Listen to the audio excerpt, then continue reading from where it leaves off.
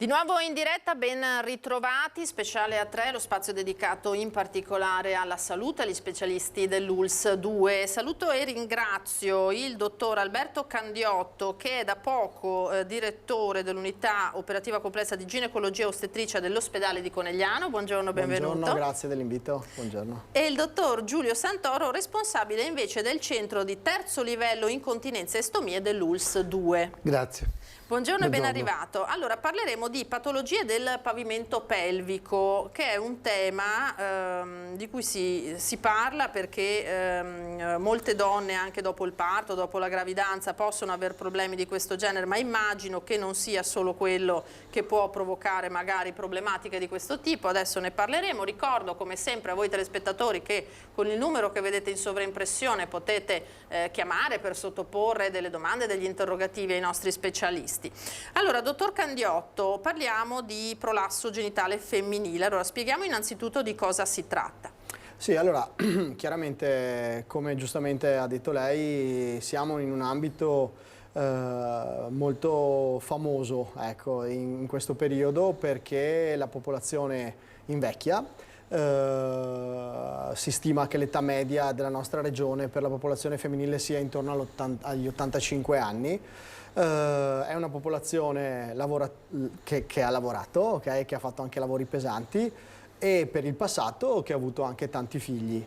Quindi è una popolazione che purtroppo incorre in questo tipo di problematica. Quindi nell'ambito delle patologie del pavimento pelvico, il prolasso, quindi la caduta, la discesa verso fuori degli organi genitali interni, quindi nella fattispecie l'utero, e il crollo delle pareti vaginali è un argomento molto caldo.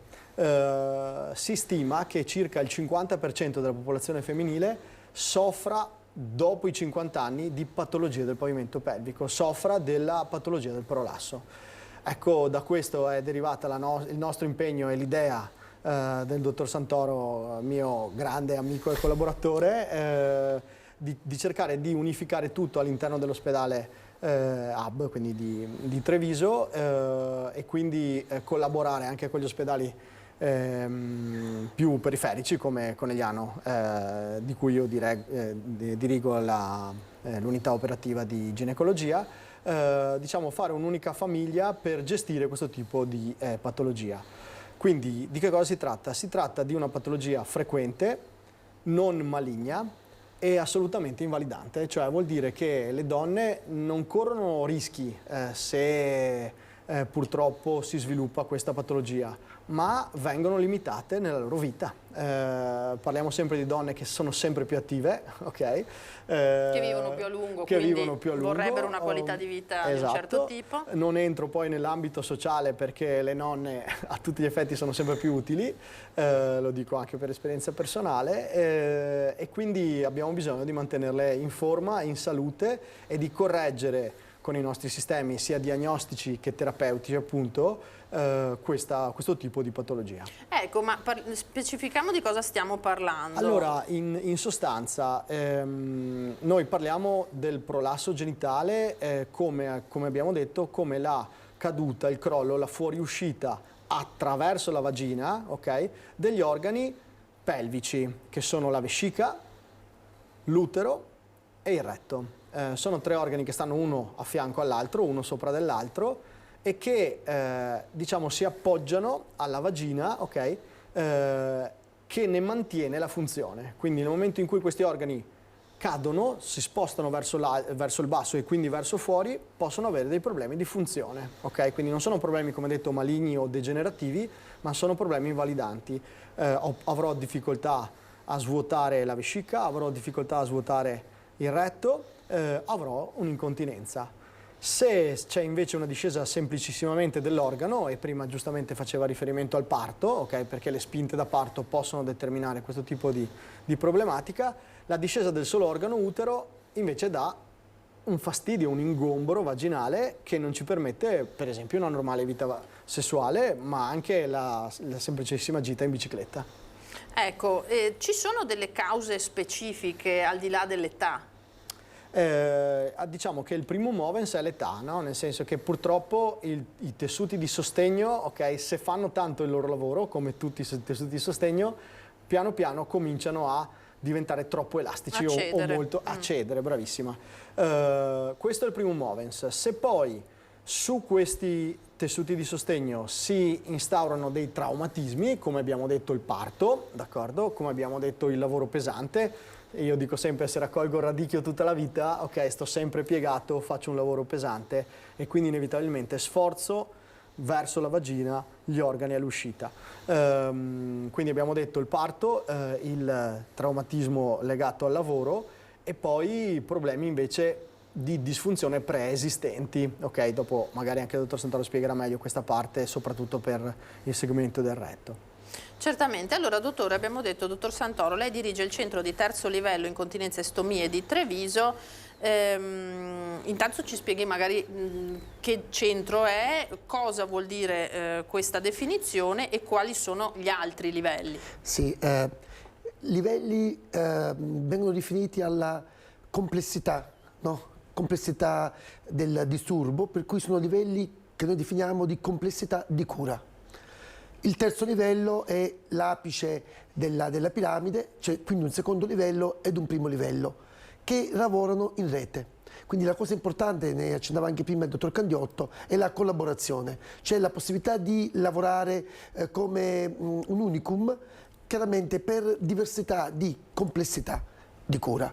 Il primo livello è il livello dei medici di medicina generale o dei pediatri di libera scelta, perché il dottor Candiotto ha giustamente ribadito che la patologia e questi disturbi si riferiscono specialmente a persone di età avanzata, però non esclusivamente a persone di età avanzata. Perché? Perché ad esempio ci sono le donne che con traumatismi da parto importante, anche in età più precoce, possono avere queste problematiche, ma addirittura in età pediatrica o infantile. E quindi anche i pediatri di libera scelta possono essere coinvolti in un processo di cura per i bambini a partire già dalla nascita fino via via ai 18 anni di età. Perché? Perché in questo caso ci sono ad esempio delle malformazioni, no? Anorettali, genitourinarie, che sono alla base poi dei disturbi. Quindi il primo livello, la base, è quella dei medici di medicina generale e dei pediatri. E a loro che spetta intercettare il problema, perché molte di queste persone in realtà soffrono in silenzio, a disagio, e queste hanno vergogna di parlare di incontinenza urinaria, di incontinenza fecale, di problemi sessuali. E questa reticenza non è soltanto verso la classe medica, ma addirittura molte volte verso gli stessi familiari. Abbiamo tante esperienze anche personali, il dottor Candiotto potrà anche lui, no, parlare di sue esperienze, dove queste donne non hanno mai parlato con nessuno e parlano con noi per la prima volta. E allora questa incidenza alta delle patologie nella popolazione, in realtà noi siamo sicuri che è sottostimata.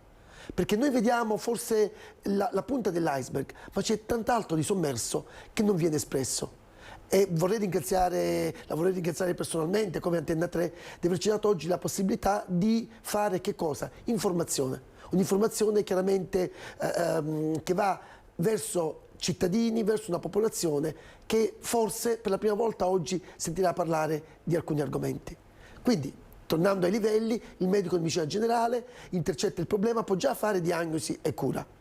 Però nei casi più complessi può mandare verso il secondo livello, che sono ambulatori multispecialistici negli ospedali zonali, di cui l'ospedale di Conegliano, con il distretto di Pieve, il distretto di Asolo, che è a Castelfranco, Montebelluna, Vittorio Veneto, Oderzo. E il terzo livello invece dove la complessità di cura aumenta ulteriormente ed è appunto identificato in un solo centro nell'ospedale Hub di Treviso.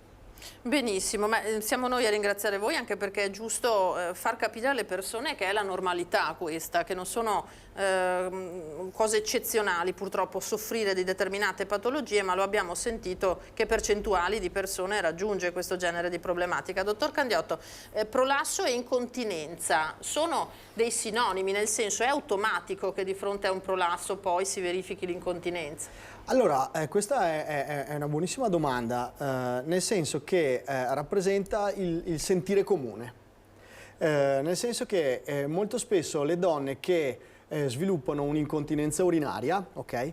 Che è un problema sociale, non è un problema così importante, così fisico, ok? Da correre dal medico. Si faceva riferimento al fatto che le donne un po' si vergognano e per il tempo passato tendevano a nascondere questo tipo di sentimento. Adesso le donne in carriera, come Ecco. lei, okay, non si potrebbero mai permettere un'incontinenza urinaria, seppur saltuaria, seppur occasionale, legata a un grido, a un salto, a una grande risata. E quindi cominciano a cercare delle risposte e siamo noi la risposta. In che senso? Nel senso che l'incontinenza urinaria non è uguale ad avere il prolasso, ok? La caduta degli organi pelvici, okay, di cui parlavamo prima, è un fattore che ha quelle cause che noi abbiamo spiegato e che è strettamente legato all'incontinenza, ma esistono tutta un'altra famiglia di patologie per la quale c'è solo incontinenza, nel caso specifico incontinenza urinaria, o incontinenza fecale, che è un fattore un po' più diciamo pesante, certo. impattante, bravissima. Quindi non sono la stessa cosa, ma sono strettamente legate. Perché è importante fare differenza? Perché la terapia è diversa. Okay?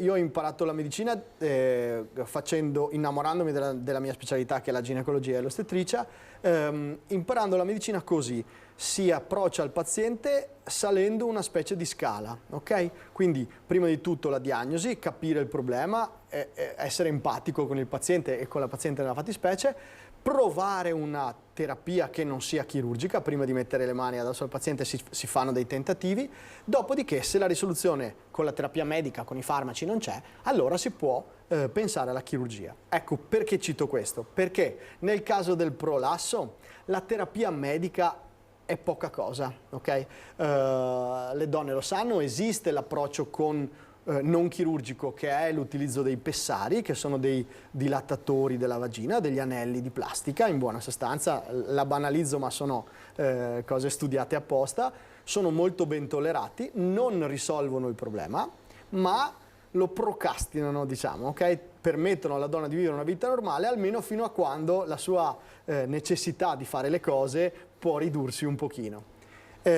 Mentre per l'incontinenza la componente medica è molto importante, ok? Cioè, nel senso, se io ho un'incontinenza urinaria, a seconda del tipo di incontinenza posso avere un beneficio assoluto e non avere necessità di chirurgia soltanto con l'utilizzo di alcune pastiglie. Quindi nei nostri ambulatori, quindi quello che c'è a Conegliano e nel centro diretto dal dottor Santoro, abbiamo anche l'urologo, per esempio, a disposizione come figura che lavora con noi. Facciamo, nel caso di una paziente senza prolasso, senza patologia del pavimento pelvico, ma solo con l'incontinenza, viene gestita in modo multidisciplinare, quindi comincia con la terapia medica e poi arriva la chirurgia. Concludo per rispondere alla domanda: quindi prolasso e incontinenza non sono la stessa cosa, non sono l'uno l'effetto dell'altra, ma sono due patologie correlate. Se una donna comincia a avere l'abbassamento dell'utero, avrà sicuramente un periodo della sua vita di 1 anno, 2 anni, in cui perderà anche l'urina. Poi paradossalmente, e questo spiegarlo è un po' complicato, più peggiora il prolasso, più migliora l'incontinenza. Questo per un fatto anatomico, parliamo sempre di incontinenza urinaria. Quindi le donne a un certo punto dicono: ah, finalmente adesso sto meglio. In realtà non siete guarite, ok? Siete un pochino peggiorate, e quindi poi bisogna gestire il tutto. Ancora un'ultimissima cosa mi vengono in mente così: è importante distinguere le due patologie perché il trattamento non è lo stesso, quindi molto spesso noi siamo costretti a fare interventi in 2 tempi, quindi la signora viene rassicurata sul fatto che risolveremo tutti i suoi problemi. Però prima risolviamo il problema del prolasso, se è quello che invalida di più la sua vita, e poi ci concentreremo, prima con le medicine e poi con un secondo piccolo intervento, per l'incontinenza urinaria. Benissimo, allora abbiamo una telefonata. Pronto, buongiorno. Buongiorno, volevo chiedere al medico. Ci dica. Io sono stata operata 3 anni fa di prolasso e l'utero, e anche tolto le ovaie e tutto quanto. Volevo chiedere, dopo di quello ho avuto l'incontinenza, ho fatto una riabilitazione pelvica, sì, ma non ho trovato miglioramento. Volevo chiedere al medico come mai questa roba dopo l'intervento. Allora, intanto anche questa è una bellissima domanda. Siamo sul pezzo, nel senso che le domande sono giuste e l'argomento è caldo. Perché si verifica un'incontinenza dopo un intervento di prolasso? Perché l'incontinenza c'era già, si dice è un'incontinenza latente, e il fatto di rimettere gli organi al loro posto, ok, la slatentizza, cioè la fa venire fuori, ok? Questa è la spiegazione, l'abbiamo avuta in diretta, di come le due patologie sono correlate, ma non sono l'una correggibile con l'altra. Quindi intanto hanno risolto il discorso del prolasso, e il 20% delle donne, questo segnatevelo, che vengono operate da un punto di vista ginecologico, a seconda poi del tipo di intervento, il 20% dicevo delle donne che vengono operate per il prolasso sviluppano l'incontinenza. La signora non è persa, ok? Nel senso che questo tipo di incontinenza, che si chiama incontinenza de novo, ok? Compare cioè dopo l'intervento, ma non è che non c'era prima, a tutti gli effetti può essere curata con la riabilitazione, che fa parte delle terapie mediche, dei miei scalini di cui vi parlavo. La riabilitazione risolve il 50% dei sintomi di incontinenza urinaria, però come tutta la ginnastica, se la fai sei bellissimo. No, non io. Okay. Sì, funziona. E se smetti di farla, comincia a perdere il suo effetto. Nel caso della signora l'ha fatta, un piccolo miglioramento sicuramente c'è stato, ma non è soddisfatta. Questo è il momento di intervenire con il secondo intervento, che adesso a distanza di tempo si può fare. Quindi risolveremo il problema, sicuramente. Ecco, perché poi è interessante, no, questo discorso. Lei giustamente dice incontinenza fattore sociale più che medico, prolasso chiaramente fattore medico. La percezione nel paziente è invertita. È così, è così. Nel senso che il mio disturbo è l'incontinenza, quello che vedo, che vivo e che soffro, diciamo, poi magari le conseguenze del prolasso non me ne rendo conto, può essere così? È esattamente così. Esattamente così. E infatti lo sentivamo dalle parole della signora. Senta, dottor Santoro, ma quanto è frequente l'incontinenza? Perché ne stiamo parlando anche in persone giovani. Certo, l'incontinenza, citava già dei numeri il dottor Candiotto, è realmente un problema sociale, perché nelle donne post-menopausa si stima che interessi circa il 14,5% della popolazione, che sono numeri molto alti. Con maggiore frequenza dell'incontinenza urinaria rispetto all'incontinenza fecale, e poi c'è anche la percentuale degli uomini incontinenti, perché adesso stiamo parlando delle donne giustamente, però ci sono anche gli uomini con l'incontinenza sia urinaria che fecale. La maggior parte dei casi degli uomini con l'incontinenza urinaria è post intervento di prostata, e quindi è uno quasi degli effetti, non dico inevitabili, ma molto frequenti dopo interventi di prostatectomia. E poi, ad esempio, dopo qualsiasi tipo di intervento, anche banalmente delle persone operate per emorroidi, per fistole, possono sviluppare invece incontinenza intestinale o incontinenza fecale. Allora, se parliamo di questi numeri, 15% della popolazione, ci rendiamo conto che quindi interessa davvero in maniera trasversale uomini e donne e tutte le fasce di età. Ed ecco perché qui è in questo il significato di aver costituito una rete. La rete è stata volontà della Regione del Veneto, è stata volontà quindi della programmazione sanitaria, che ha voluto cercare di dare una risposta a questi bisogni crescenti dei cittadini, creando questi servizi e questo tipo di rete. Perché poi che cosa si faceva un tempo? Ci si limitava ai prodotti per assorbenza. O incontinenza, allora il medico di medicina generale prescriveva il pannolone o i cateteri a permanenza, e queste persone andavano avanti così. E questo tra l'altro impattava in maniera anche molto importante sulla spesa sanitaria. Addirittura il peso economico di questi presidi per assorbenza era il primo, superiore alle protesi d'anca, superiore alle protesi della mammella, il primo come spesa per presidi. E allora, visto che c'è la possibilità queste persone realmente di curarle, se vengono avviate su giusti percorsi di diagnosi e di cura, piuttosto che farli vivere per 20 anni, 30 anni, 40 anni della loro vita con questi pannoloni o con i cateteri a permanenza, capiamo come è davvero pressante questa informazione che noi stiamo facendo, e quindi anche avviare verso giuste soluzioni, e che è quello che noi cerchiamo di fare. Volevo aggiungere anche un'altra cosa. Dalle parole del dottor Candiotto credo che si sia ben capita la complessità dell'argomento, perché la telespettatrice faceva una domanda, diceva: beh, ho questa incontinenza urinaria, adesso cosa faccio e perché? voleva subito una soluzione e subito una risposta. Non è così. Non è così. Molte volte c'è necessità di approfondire con test, c'è necessità di discutere insieme dei vari casi, di discutere insieme anche le possibilità di intervento terapeutico. Non sono risposte facili. E la complessità anche, no, primo, secondo, terzo livello, testimonia proprio questo, testimonia come questi problemi, questi disordini possono essere talvolta anche molto difficili da essere compresi. E un'altra cosa che noi diciamo sempre, credo che è vero Alberto, sì, è il nostro così mantra, no? È che l'intervento chirurgico è l'ultima strada, è l'ultima proprio dopo tutto. E quindi lo riserviamo davvero a una piccolissima categoria di persone, perché fortunatamente molti di questi problemi vengono già risolti da accorgimenti e cambiamenti di stile di vita, aumentare l'attività fisica, mangiare meglio, cercare di evitare anche comportamenti sbagliati quando si va al bagno, ecco, e quindi stili di vita. Poi andiamo verso trattamenti farmacologici che talvolta non sono neanche farmaci, sono integratori, sono prodotti naturali. E poi tutto il capitolo della ginnastica e della riabilitazione. E allora andiamo, no? Poi alla fine arriviamo alla parte chirurgica, che è meno del 10% di tutte le persone con questi tipi di disturbo. Chirurgia che adesso non è una chirurgia invadente o invalidante, perché parliamo di interventi mini invasivi.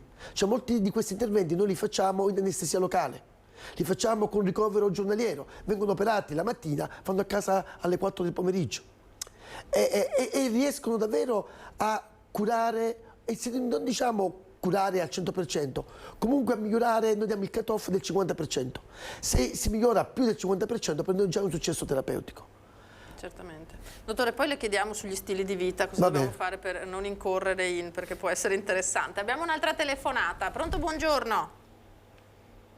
Pronto? Sì, prego.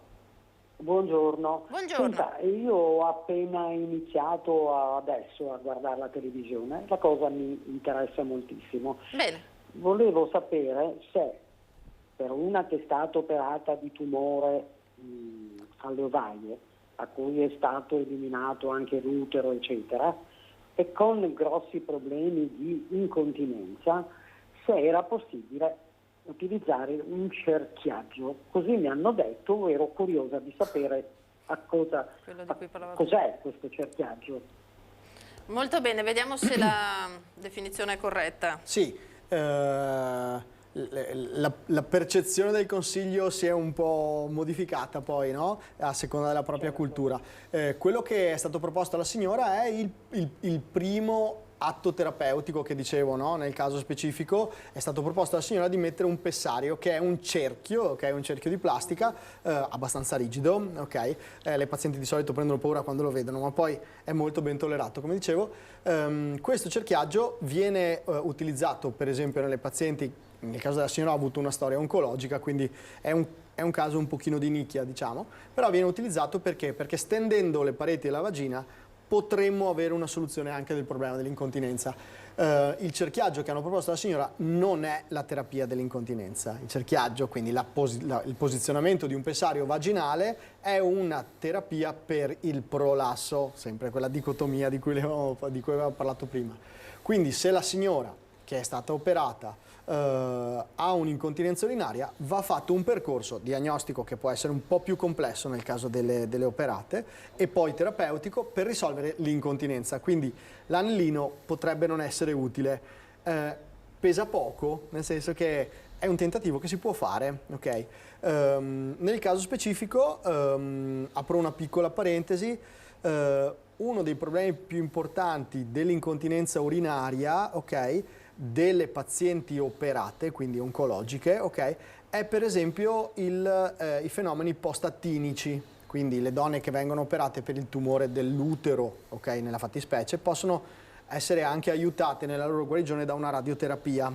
La radioterapia ha come effetto per esempio l'incontinenza. Queste pazienti non possono essere trattate come le altre, si utilizza un intervento chirurgico specifico, ok, che è un intervento giornaliero, entro la mattina vado a casa la sera, che è un intervento che ha una grandissima efficacia, si chiama Bulkamid, ok? E praticamente cosa fa? Ridà una buona costituzione all'uretra, che è il canalino da cui esce la pipì.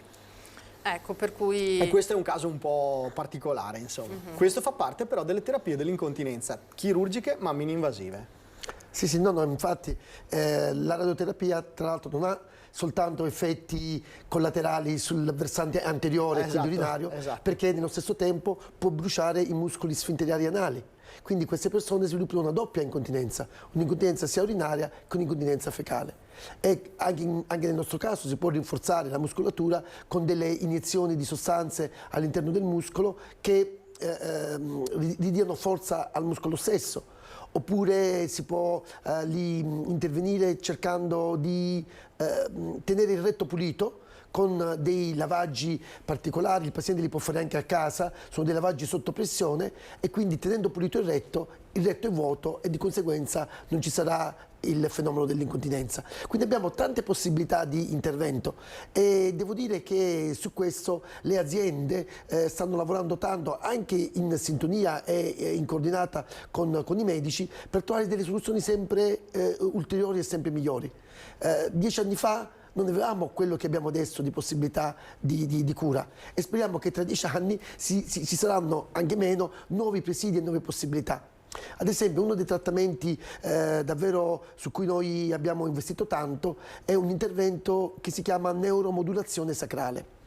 Cioè in alcune donne, anche come conseguenza del parto, ci sono delle lacerazioni non tanto dei muscoli quanto dei nervi. E se c'è la lacerazione del nervo e quindi il muscolo diventa parzialmente denervato, non funzionerà perché non c'è la conduzione dal cervello verso il muscolo stesso. Allora possiamo adesso avere degli elettrodi che vengono impiantati come grosse agopunture, quindi si va attraverso la schiena, nell'anestesia locale, si trova il forame sacrale e si impianta un elettrodo collegato a un pacemaker. Tutto viene sottocute, no? Quindi a livello gluteo, e questo stimolatore fa riprendere una funzione nervosa. Interventi, diciamo, davvero incredibili che riescono a risolvere e a ripristinare una funzione. Il dottor Candiotto ribadiva la necessità di differenziare il prolasso dall'incontinenza. Perché? Perché il prolasso è un danno morfologico, di anatomia. L'incontinenza è un danno di funzione. Ed è una precisazione estremamente importante da fare. Ecco, dottor Candiotto, appunto sulle terapie qualcosa abbiamo già detto, sì, no? Sì. Non so se c'è qualcosa da aggiungere su questo tema. Ma diciamo questo, facciamo una specie di scaletta, così è molto facile da capire, e parliamo sempre del pavimento pelvico, ok? Quindi noi ci concentriamo per un secondo sul discorso del prolasso, quindi della discesa degli organi pelvici, alterazioni della morfologia. Allora, la donna che soffre di questo tipo di problematica, ok, può avere associata l'incontinenza anteriore della vescica o posteriore e dopo noi tratteremo quella nel modo giusto. Ma per quanto riguarda il prolasso, innanzitutto c'è un momento in cui si tratta, perché abbiamo detto che non è una patologia pericolosa. Il momento in cui si tratta, e questa è un'altra cosa importantissima che indica la nostra delicatezza, ecco, se mi permettete, cioè il fatto che siamo diventati esperti in questo senso, si tratta non perché lo dico io, ok, o perché io ho visto qualcosa che morfologicamente non mi piace, ma si tratta perché ho bisogno che quel tipo di donna, ok, ritorni esattamente come era prima. Quindi così prima del parto nelle donne giovani, ok, come tutte le altre adolescenti se c'è un problema genetico, diciamo, anatomico. O nel caso delle donne anziane perché ho bisogno di farla andare in bicicletta in mezzo ai campi e divertirsi. Quindi la donna mi chiederà: dottore, io vorrei riuscire ad andare a ballare, riuscire ad andare fuori a cena con mio marito e quant'altro, e io dirò: sì, no, guardi, per questo tipo di problema io la opero. Abbiamo detto terapia medica nel caso del pavimento pelvico, comprende la posizione di un dilatatore vaginale o anche detto pessario, non cerchiaggio, ok? La programmazione di un programma di riabilitazione, ok? Anche qua andrebbe fatto una distinzione fra la riabilitazione e la rieducazione. Nel caso del prolasso femminile postpartum è una rieducazione. Apriremo adesso anche a Conegliano un servizio dedicato alle donne che hanno partorito e sviluppano questo problema, cioè devono rimparare a utilizzare i muscoli giusti che normalmente si usano in maniera involontaria. Okay? Dopo il parto, per un'inversione del comando si chiama, questi muscoli non vengono più utilizzati e si avverte la discesa degli organi. Quindi c'è un personale ostetrico dedicato che fa degli esercizi specifici, codificati, utilizza degli strumenti endovaginali, extravaginali, una ginnastica specifica, insomma questa. Quindi prima l'anello, in associazione all'anello la ginnastica. Una volta che questa terapia non funziona, a dire la verità, come ha detto il dottor Santoro, dovremo partire dalla rieducazione del paziente. Nel caso della donna, per esempio, non si deve tenere la pipì. Quando al maschio scappa, il maschio va a fare la pipì. Quando la donna scappa, prima spengo il fuoco, sistemo i bambini, ok? Quindi questa è un'abitudine, ok? Quindi si dice, si insegna alla donna la minzione ad orario, ok? E la riduzione dell'apporto idrico. Adesso tutti mi diranno che sono un pazzo. Dobbiamo bere 2 litri al giorno, quelle esatto. cose lì. Dovete bere 2 litri al giorno se fate pipì molto frequentemente. E soprattutto non dovete bere prima di andare a dormire, che non serve a niente. Ok? Perché quelli sono tutti meccanismi in cui la vescica piena rimane a pesare sulle pareti vaginali. Questi sono 2 esempi, ma sono simpatici, quindi li ho detti. Quindi abbiamo detto rieducazione, anello e esercizi. Se tutto questo non funziona, allora iniziamo con la chirurgia. La chirurgia di solito ha per l'80% un approccio vaginale, quindi no cicatrici, ok? È un approccio spesso multidisciplinare, d'accordo? E in sostanza l'effetto dell'intervento qual è? Si asporta l'organo che pesa, ok? Che di solito, in base all'età, questo chiaramente, e alla funzione ostetrica, è l'utero. Okay? Perché l'utero tende a portare fuori, è come un risucchio, ok? Quindi una volta asportato l'organo utero, ok? Si rinforzano, qua dico una cosa che mi hanno insegnato, ma si fa una specie di gaso per la gente della nostra età, quindi si rinforza la parete della vagina con il proprio tessuto, d'accordo? Sia nell'anteriore che nel posteriore. Si utilizzano i nostri legamenti uterosacrali per evitare le recidive, tra parentesi, sono nell'ordine del 30%, questo lo sappiamo già, quindi noi poi facciamo una bella informativa alla paziente, ok? Una volta ricostruito il tutto, la paziente sta bene. Passiamo al secondo step, che è quello che poi ci vede proprio insieme a braccetto a me e al dottor Santoro, che è lo step più complicato, che è quello proprio delle recidive, in cui dobbiamo utilizzare un approccio diverso dall'approccio vaginale, quindi dobbiamo fare un intervento laparoscopico, ok? E utilizzare un tessuto diverso, che è una rete, d'accordo? Che ha un'indicazione molto più ampia per il comportamento posteriore, adesso il dottor Santoro vi spiegherà, e un po' più leggera sul discorso ginecologico. Queste sono le terapie. Il fatto di asportare l'utero sembra una cosa molto d'impatto, o no? Nel senso che voi lo utilizzate come diceva, no? Sistema, tra virgolette, sì. Però non sembra una cosa proprio così banale, voglio dire, un intervento da poco. Allora, questo è un argomento moderno, ok? Nel senso che sono cambiate le cose nel mondo ginecologico, nel senso che i ginecologi moderni, ok, hanno rispetto per l'organo utero. Quindi io, se non serve, non lo tolgo. 10 anni fa, 20 anni fa, era un organo che si poteva facilmente sacrificare. Sì. Okay? Quindi io sono nato conoscendo, ok, mi hanno formato, conoscendo l'importanza che ha quest'organo, ok? Sia qui che qui. Che qui. Ok? Nel senso che è un organo che, insomma, se si può, si conserva. Però è anche la causa della caduta di tutti gli altri, ok? Quindi io lo conservo se posso, diciamo, trarne vantaggio da un punto di vista anatomico, se no lo devo rimuovere. C'è tantissima letteratura che parla della conservazione dell'organo nelle riparazioni del prolasso, ma è una letteratura che non ha vinto, diciamo, ci ha dato degli spunti, ok? Ci ha detto che si può fare, ok? Però non è efficace come la chirurgia di rimozione. Quindi io non lo tolgo se non serve, però se lo faccio perché voglio fare un bel lavoro, lo tolgo. Ma senza contraccolpi particolari? Senza contraccolpi particolari. Perché magari poi è quella l'idea che viene anche in mente.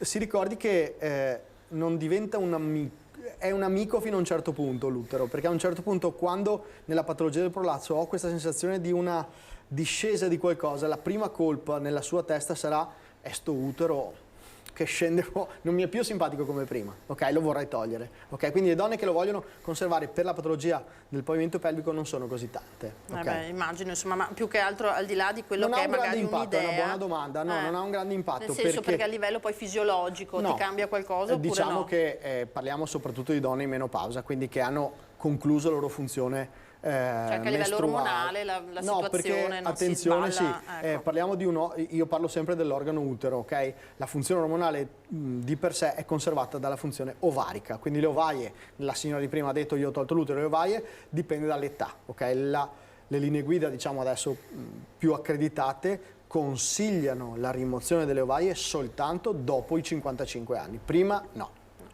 Ok, dottor Santoro, lei, ma lo stesso dottor Candiotto, ha più volte sottolineato l'importanza del team di specialisti, no? Sì, E sì. il dottor Candiotto parlava appunto di gruppo multidisciplinare. È importante, aspetta, prima di rispondere abbiamo un'altra telefonata, attenzione. Pronto, buongiorno.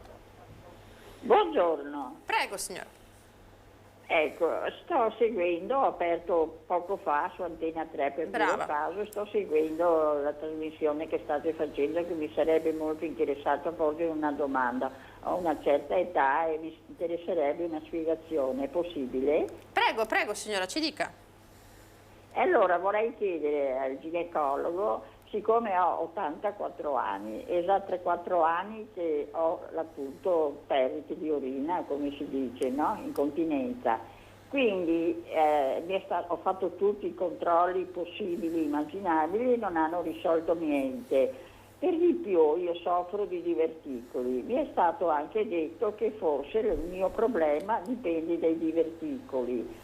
Se non che io di giorno mi proteggo sempre con qualcosa, ma vado normalmente, mi accorgo e difficilmente insomma di notte è un disastro e non capisco il perché e la cosa veramente mi sta dando abbastanza fastidio, malgrado i miei 84 anni, se fosse possibile avere un parere, un consiglio, almeno per una tranquillità, se non altro. Insomma. Grazie signora, grazie, sentiamo. Prego. Allora, ancora una volta è bello perché capiamo che quello che stiamo dicendo viene percepito bene, no? Nel senso che lei ha 84 anni, quindi è perfettamente nel nostro insieme di donne, ok? E ha un disturbo complesso. Le sono stati dati 2 messaggi diversi, ok? Che è la diverticolite o insomma il disturbo diverticolare da un lato e dall'altro perde la pipì.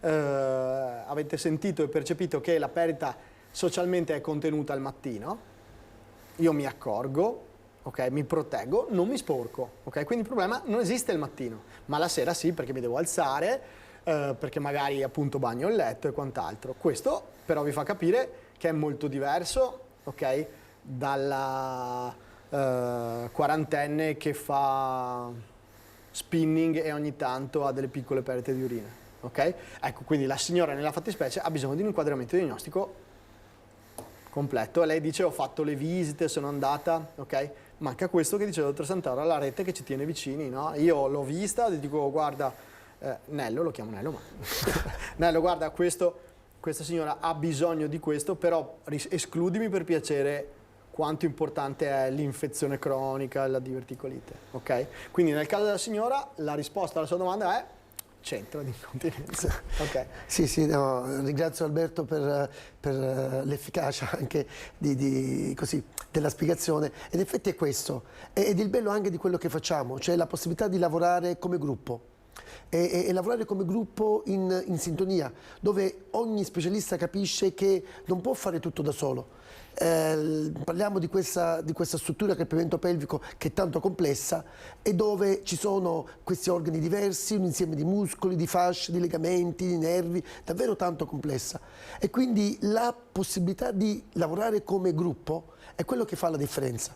E nel caso del centro di terzo livello abbiamo nella stessa struttura tutti gli specialisti che si ruotano secondo una organizzazione e un calendario e che vengono a fare visite là. Per cui il centro è anche il centro del paziente, sì. Perché una delle cose diciamo più importanti è che proprio il paziente è al centro di questo percorso e noi parliamo di centralità del paziente. Il paziente che arriva al centro non deve andare altrove. sono gli specialisti che vengono nel centro chiamati dagli altri specialisti, appunto si diceva io ho visto una persona, ritengo che abbia bisogno di una valutazione ginecologica e quindi chiederò al ginecologo di venire, viceversa, e c'è l'urologo e c'è la fisiatra che fa riabilitazione nel centro e quindi il paziente sente il centro come una sua casa e questo contribuisce tantissimo a diminuire questo disagio che i pazienti avvertono. Se posso aggiungere una cosa, quando si parlava di aneddoti e di stili di vita, pensiamo anche ai bambini. Quando, ad esempio, la pipì, la mamma o i genitori dicono vai a fare la pipì prima di uscire e magari il bambino non ce l'ha lo stimolo. Oppure il bambino a scuola che dice posso andare a fare la pipì e l'insegnante no, aspetta che finisca l'ora. Sono tutti comandi sbagliati, perché si deve seguire realmente lo stimolo. Lo faccio anch'io con mia figlia, non mi dica così, però funziona generalmente. Funziona, sanno svuotare. Ma non a lungo termine, quindi lasciamo che davvero perché poi dopo cosa succede? Anche i muscoli sono un po' capricciosi, cioè talvolta imparano male. Abbiamo tutta una serie di patologie in cui non c'entra il prolasso, non c'entrano le alterazioni morfologiche, ma i muscoli funzionano al contrario. Questa si chiama incoordinazione motoria. Un esempio, pazienti cercano di andare di corpo, di svuotarsi, ma invece di rilassare i muscoli, li contraggono. Incoordinazione o dissinergia. Perché succede questo? Perché ad esempio questi stessi pazienti, perché lavorano, perché i bambini sono a scuola o altre cose, si inibiscono, hanno lo stimolo, ma comandano al proprio organismo di non rilassarsi, ma di contrarre. Mi sta scappando, ma io contraggo. Allora, alla lunga, si educano i muscoli male e si instaurano questi meccanismi di incoordinazione motoria. Allora appunto quello che si diceva, facciamoci guidare effettivamente dagli stimoli. Se c'è da fare la pipì si va, se non c'è da fare non c'è il comando vai a farla anche se fai magari e stanno lì a spingere perché poi dopo non ci riescono. Ora un'altra cosa che non va fatta, se si va di corpo perché uno dice io alle 8 di mattina devo andare di corpo e se io non vado non esco di casa e stanno lì a utilizzare qualsiasi... Ma c'è veramente chi lo fa? Sì, sì, c'è chi lo fa. Poi c'è chi invece sta lì, non si legge più il giornale, ma si leggono i tablet, i cellulari, sì, esatto. Okay, e si sta per mezz'ora e 3/4 d'ora così tutte alterazioni di vita e comportamenti sbagliati. Allora, oggi non abbiamo parlato, ma in realtà ne abbiamo accennato, prevenzione. Ci sono 3 forme di prevenzione: la prevenzione primaria, la prevenzione secondaria e la prevenzione terziaria. Prevenzione primaria vuol dire evitare proprio che il problema compaia. Allora, per esempio, chi è che fa prevenzione primaria per i tumori del polmone? Evitare di fumare le sigarette. Allora, prevenzione primaria nel nostro caso qual è? I famosi stili di vita. Insegnare sin da piccoli a comandare gli stimoli, a evitare di andare troppo tempo o a spingere quando si va di corpo, mangiare bene. Un'altra cosa che noi notiamo, vale specialmente per l'intestino, però sicuramente il dottor Candiotto può confermarmi, parlava di quanta acqua bere, ad esempio, ma una persona che non mangia frutta, che non mangia verdura, fa funzionare l'intestino male. Le fibre sono importantissime per un corretto funzionamento. Allora, qui siamo alla cosiddetta prevenzione primaria, gli stili di vita che evitano che un problema avvenga. Prevenzione secondaria, il parto. Durante il parto si crea una lacerazione, si è creata. Ma la lacerazione non vuol dire già incontinenza o prolasso, vuol dire c'è una lacerazione. E quello che fanno, e poi il dottor Candiotto ribadirà in base ai protocolli che noi anche a livello aziendale abbiamo definito, è se c'è un'alterazione riconoscerla subito e ripararla subito. Se si ripara subito queste donne non svilupperanno in futuro la malattia. Ma se invece non ci se ne accorge in tempo, e quindi molte donne hanno lacerazioni che vengono definite cosiddette occulte, cioè non vengono identificate. Sono quelle che poi svilupperanno i disturbi in età avanzata ed è con la prevenzione terziaria. Messo che una paziente ha incontinenza, la prevenzione terziaria cosa fa? Evita che una forma lieve diventi moderata e diventi grave. Ecco i vari livelli di impatto e noi possiamo impattare su tutti e 3 i livelli. Alberto, se volevi ribadire anche tu. Sì, è interessante questo discorso soprattutto legato al parto, no? Io appunto ho lavorato a Treviso fino a 2 mesi fa, quindi abbiamo fatto proprio un percorso, okay, per evitare i danni misconosciuti, per evitare i problemi della donna che non sapeva, non sa perché dopo il parto è successo questo. Noi non vogliamo che la gente cada dal pero, ok? Quindi a tutti gli effetti il percorso è, dopo il parto, fare a tutte le donne un'ispezione con tutta che può fare anche il personale ostetrico, che ormai abbiamo preparato per questo, ok? Per evitare di tralasciare, ok, danni che poi diventano grosse problematiche, ok? Questo percorso adesso è iniziato anche a Conegliano, dove appunto ho trovato dei professionisti preparatissimi, ok? E utilizziamo la stessa lingua, quindi che sia a Conegliano che sia a Treviso non cambia nulla, ok? Il riconoscimento e la terapia immediata, quindi la sutura nel caso delle lacerazioni da parto, ok? Deve essere fatta subito, e un mese dopo da guarigione, diciamo, va fatta poi un'ecografia specifica, che è un'ecografia endoanale, per vedere che tutti i muscoli siano in sede. Questo percorso ha cambiato l'ostetricia completamente. Perché magari in passato si faceva meno caso a questa cosa. Non si faceva la diagnosi per paura dei problemi medico-legali, che questo è un altro, apriremo un fronte enorme. Abbiamo una telefonata. Pronto? Buongiorno. Sì, pronto. Stavo seguendo e volevo un attimo intervenire, perché secondo me, come spesso accade nelle trasmissioni, ci sono delle persone che intervengono, fanno una domanda, però a mio avviso non c'è una risposta adeguata e precisa. Io vorrei mettermi un attimo nei panni della signora che ha 84 anni e che mi ha chiesto una cosa abbastanza precisa. Cioè, lei praticamente cosa deve fare nella situazione in cui è, come si deve comportare, come deve fare per andare avanti, cioè, magari per stare meglio. Questo io volevo capire, perché non mi sembra che ci sia stata una risposta. Sono stati piuttosto, diciamo, generali, ma non precisi. Beh, ma penso sia ben difficile per un professionista fare una diagnosi da qua al telefono, sinceramente. Ho capito, ma cosa deve fare questa signora? Perché mi mettono i suoi panni. Cosa deve fare? Uno chiede, siccome ci sono due persone esperte, certo, dategli un consiglio su cosa deve fare, perché non mi sembra che abbiate risposto. Guardi, le risponde il dottor Santoro. Sentiamo. Grazie. Allora, sì, giustamente probabilmente non abbiamo spiegato come arrivano i pazienti poi da noi ai centri di terzo livello, al centro di secondo livello. Come arrivano? Allora, arrivano come prima visita attraverso una prescrizione medica, che è la prescrizione del medico di medicina generale. Quindi è necessario che la paziente vada dal medico e chieda di voler avere una visita specialistica per incontinenza nel caso suo urinario, o per incontinenza fecale, o per prolasso, o quello che sia. Con l'impegnativa la paziente prenoterà questa visita presso il centro. Nel momento in cui arriva al centro, da quel momento in poi il centro la prende in cura e la prende in carico. Noi non possiamo sapere che la signora di 84 anni ha l'incontinenza e telefonarla a noi a casa. Cioè dovrà essere la paziente che verrà tramite il medico da noi, però può stare sicura che nel momento in cui accede al centro, da allora in poi è presa in carico. La presa in carico è una presa in carico, come si diceva prima, multispecialistica, il che non vuol dire necessariamente o obbligatoriamente risolvere il problema.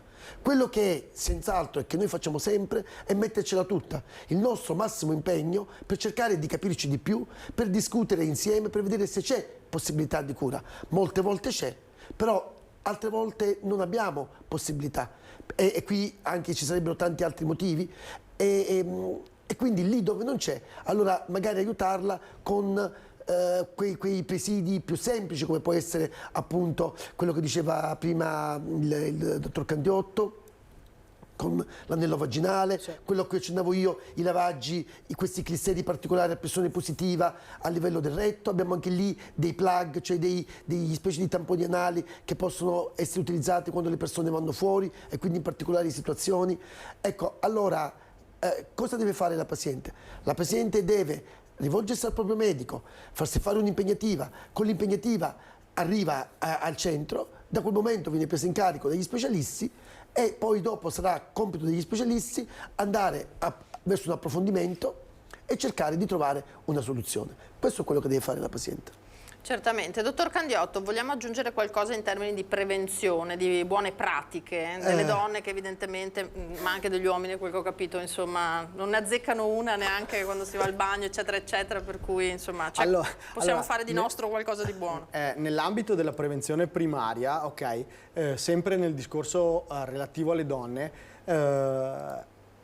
prima di tutto il discorso comportamentale, e l'abbiamo già accennato, non si dilaziona, non si ritarda lo stimolo urinario, ok? Capisco il discorso sociale, i bagni, l'ambiente di lavoro spesso maschile, la difficoltà di allontanarsi dallo sportello, però voi dovete pensare, fare lo sforzo che state lavorando state sedute piuttosto che state facendo il vostro lavoro sempre con un peso di 250, 300, 350 cc di urina nella vescica. Questo alla fine fa crollare l'impalcatura. Quindi non dilazionare lo stimolo. Riduzione dell'apporto idrico notturno, questo vale anche per la signora di 84 anni che così cominciamo a dare qualche terapia sebbene al telefono. Riduzione dell'apporto idrico, cosa vuol dire? Come diceva il dottor Santoro, equilibrare. Inutile bere 2 litri d'acqua se non aggiungo nessuna fibra. Inutile bere un mezzo litro di tisana la sera perché mi hanno detto che fa bene. Cioè, è tutta acqua che poi rimarrà lì dentro. Ok. L'altro problema, adesso mi odieranno tutti, arriveranno 8000 telefonate, il peso. L'obesità è responsabile del 50%, ok, sempre il 50%, dei problemi legati al prolasso. Cioè, se io riesco, se davanti a me ho una donna di 50 anni, ok, che ha diciamo 20 kg sopra il suo peso standard, che adesso si misura attraverso il BMI, ormai le applicazioni lo fanno automaticamente, se riuscisse a ridurre 10 kg risolverebbe metà, ok, dei suoi disturbi, per esempio urinario, da prolasso. Quindi seconda prevenzione, attenzione al peso. Terzo, esercizio fisico. Quale? Anche questo è un argomento un po' moderno. Sapete che si è sviluppato in questo ultimo quinquennio questa abitudine forsennata alla corsa, per esempio, no? Che è uno sport meraviglioso, che io pratico anche, che è uno sport che però, diciamo, va fatto nella maniera giusta, quindi anche durante la corsa non posso correre 3 ore se ho la vescica piena, ok? Questo tipo di ginnastica va bene perché mantiene il peso, eccetera, non è idealissimo per i problemi di, come si dice, di prolasso, di abbassamento, quindi evitare, diciamo, gli sport di rimbalzo in questo caso qui, no? La bicicletta è molto meglio. Ok, in questo senso. L'altra ginnastica fondamentale è una ginnastica femminile, ok? Nel senso che la vagina, l'unico esercizio che sa fare bene è la contrazione durante il rapporto, ok? E quindi continuare ad avere una vita sessuale nell'ambito delle proprietà, eccetera, è una cosa molto importante. Questo per dare così alcuni accenni. Beh, abbiamo dato dei buoni spunti. Aspetta che c'è un'altra telefonata. Pronto? Buongiorno. Pronto? Buongiorno. Prego. Ecco, io sto guardando la televisione. Sì. Che stanno parlando e quelli che fanno la pipì addosso. Diciamo di sì. Ecco, io saranno 10 anni che ho queste sempre perdite e sono andata dal dottore e mi hanno detto che io, avendo portato sempre in braccio 2 gemelli, i reni si sono abbassati. E voleva un parere su questo, signora? Sì, volevo se è giusto o non è giusto questa cosa. Perché andavo a fare 12 volte al giorno la pipì, tanto che ho dovuto mettermi anche un assorbente per paura di perdere il pipì. Certo. Sentiamo cosa ci dicono i nostri medici, signora. Ecco, Va bene, la ringrazio. Grazie a lei. Anche in questo caso, tutte cose che la signora riferisce che sono esattamente quelle che abbiamo detto. Ok? Quindi la gravidanza gemellare e nel caso dell'età della signora a sentire la voce, anche il parto gemellare, che è un parto dopo l'altro, ok? Hanno determinato un'alterazione del pavimento pelvico che nel tempo, presumibilmente, ha portato a questo tipo di incontinenza. La signora però accenna a una cosa che non abbiamo detto, ok? Questa non è un'incontinenza, la signora la tampona con gli assorbenti, ok? E parla di una frequenza aumentata, ok? Questo è un tipo di incontinenza, tra parentesi, come nel caso dell'84enne che si sveglia di notte, ok? Che è un tipo di incontinenza non chirurgica, cioè nel senso io quel tipo di donna la posso curare coi farmaci. Va bene? Perché la frequenza aumentata, si dice vescica iperattiva, è una vescica che ha poco contenuto, magari ha poca urina all'interno, ma impazzisce, deve assolutamente svuotarsi e quindi la donna va a fare la pipì 300 volte al giorno. Pensi a una donna con il suo lavoro quanta difficoltà avrebbe, no? Piuttosto metto un pannolino e cerco di resistere. Certo. Ok? Ecco, nel caso della signora, quindi le hanno detto tutto giusto, poi hanno citato i reni che magari in questo caso non c'entrano. I reni sono l'organo che forma l'urina, d'accordo? Però il prolasso del rene, se non per altri problemi, insomma, non c'entra con questo tipo di problemi. Non c'entra. Sì, Ok. sì, volevo anch'io proprio brevemente sottolineare quello che aveva detto il dottor Candiotto. E innanzitutto le telefonate che abbiamo avuto oggi ci testimoniano come il problema è frequente. L'epidemiologia e l'incidenza è alta, perché hanno parlato tutte quante di avere sintomi di incontinenza, e hanno un po' ribadito quello che abbiamo detto noi, ma nel caso specifico della signora ha detto da 10 anni. Allora ritorniamo al tempo, alla tempistica, perché la incontinenza che ha iperattività detrusoriale, cioè questa vescica che contrae tanto e che può essere messa a riposo con un farmaco banale, un anticolinergico che quindi calma questa iperattività detrusoriale, la signora per 10 anni va avanti con gli assorbenti e ha una qualità di vita molto chiaramente limitata e condizionata. Ecco come è importante quello che noi cerchiamo di fare tramite anche oggi questa possibilità che ci avete dato di fare informazione corretta. Ed è la strada, unica strada. E purtroppo devo dire che anche un po' i medici di medicina generale non sono stati formati. Ora noi stiamo lavorando con i medici di medicina generale per fare dei percorsi formativi anche per i medici di medicina generale, perché possano anche loro approcciarsi in maniera più comprensiva a questo tipo di disturbi. Certo, e andare oltre, al di là della prescrizione del presidio che dicevamo prima. Il tempo è terminato, io vi ringrazio molto, il dottor Alberto Candiotto, direttore dell'unità complessa di ginecologia e ostetricia dell'ospedale di Conegliano, grazie e il dottor Giulio Santoro, responsabile del centro di terzo livello incontinenza e stomie dell'ULS 2, per tutti gli spunti che ci avete dato. Grazie come sempre a chi ci ha seguito da casa, io vi rimando ai nostri telegiornali di questa sera, vi auguro un buon pomeriggio, arrivederci.